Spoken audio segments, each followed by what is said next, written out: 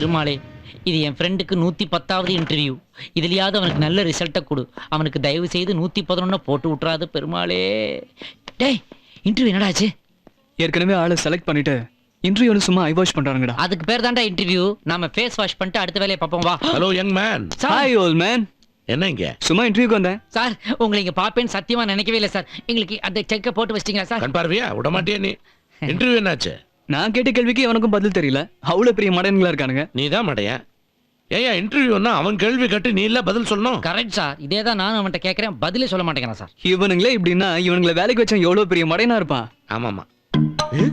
மச்சான், நீ எதுக்கும் கவலைப்படாத. நீ முதலாளியை மட்டும் காட்டு, நான் 2 காட்டு வரேன். நீங்க சொன்னா ஓகே சார். எனக்கு இது தெரிஞ்ச இடம். நான் சொல்லி உனக்கு இந்த வேலை வாங்கி தரவா? சார், அவனுக்கு வேணா அப்புறம் சொல்லுங்க சார். எனக்கு முதல்ல பார்த்து செய்து விடுங்க சார். பாருங்க, இந்த வீடியோ கேமரா தூக்கி ஒரு சைடே இறங்கி போச்சு சார். எனக்கு இந்த வேலையை போட்டு கொடுத்தீங்கன்னா நல்லா கூட இருக்கும் கூட சார். கூட கூட நீ ஒருத்தன்யா சர்ஃப் வாங்கினா பக்கெட் ஃப்ரீங்கிற மாதிரி. நான் ரெக்கமெண்டேஷன் சொன்னது அந்த தம்பி. ஹலோ, ரெக்கமெண்டேஷன்ல வேலை தேடுற ஆளு நான் இல்ல. நான் வேலை செய்யற அளவுக்கு இந்த ஹோட்டலுக்கு தகுதி இல்ல. பாய். அவன் ஏதோ புரியாம பேசிட்டு போறான் சார். சார், என்ன உங்க வளர்ப்பு மகனா எடுத்துக்கங்களேன் சார். நான் நல்லா வளருவேன் சார். இதுக்கு மேல வளர்ந்து என்ன பண்ண போற? இல்ல சார், வந்து செக்யூரிட்டி சார், இந்த அந்த டோர் லாக் எமர்ஜென்சி பண்ணு.